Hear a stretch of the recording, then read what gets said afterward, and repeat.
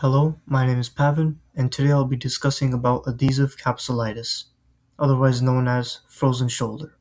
The frozen shoulder, otherwise known as adhesive capsulitis. This condition is characterized by pain.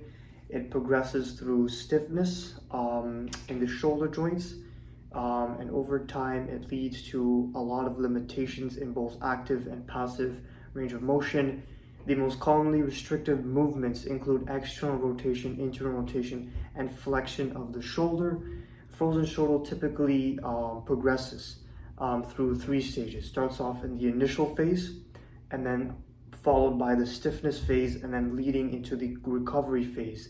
Due to this progressions, due to this progression, patients often experience difficulty performing even the most simplest tasks throughout the course of their daily. Many patients, in terms of their functional activities, may find challenges to put their clothes on, open the door, or even try to reach stuff for themselves, as these movements do require a lot of balance and coordination. They require a lot of external and internal rotation of the shoulder, and so it is important that we are aware of what they're going through and the sort of activities that need to be developed, and to not further imply dysfunction or discomfort. And so all of that matters. Patients may try to compensate and try to use common cheats, such as using their trunk, elevating their shoulders. All of that stuff plays a role, and so it is important that we avoid compensation and try to figure out the best treatment possible. One effective and commonly prescribed exercise for this condition is shoulder internal and external rotation using a TheraBand. Performed with both hands working together, this exercise targets the rotator cuff muscles, which are essential for shoulder stability and controlled movement. To perform this exercise, the patient begins standing upright. With good posture, both elbows are bent to approximately 90 degrees and kept tucked closely to the sides of the body. The patient holds the TheraBand with both hands in front of the body. From this position, one arm performs external rotation while the other arm performs internal rotation at the same time, meaning one hand moves outward from the body while the opposite hand moves inward across the body, creating tension in the band.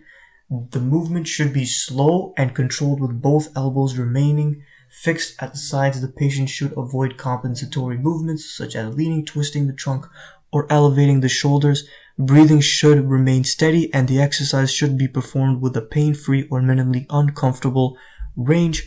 After completing the set, the direction can be reversed so that each arm can perform both internal and external rotation.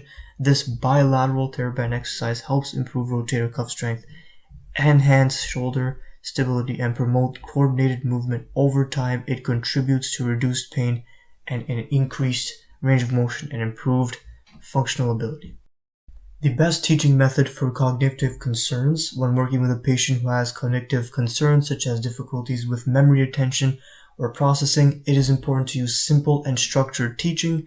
The best approach includes short, clear, verbal instructions, demonstration of the movement, having the patient follow along step by step. For example, I would say keep your shoulders at your sides. Now slowly moving one hand out and the other hand in. Repetition is key to reinforce learning, and instructions should be kept consistent each time the exercise is performed.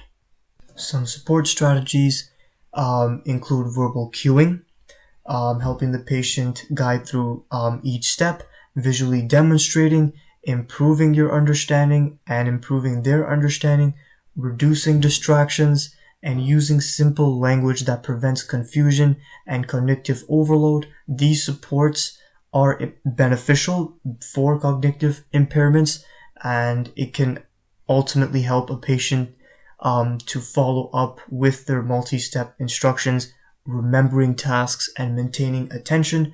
Collaboration with other healthcare professionals is also very beneficial to help apply these movements in our daily life.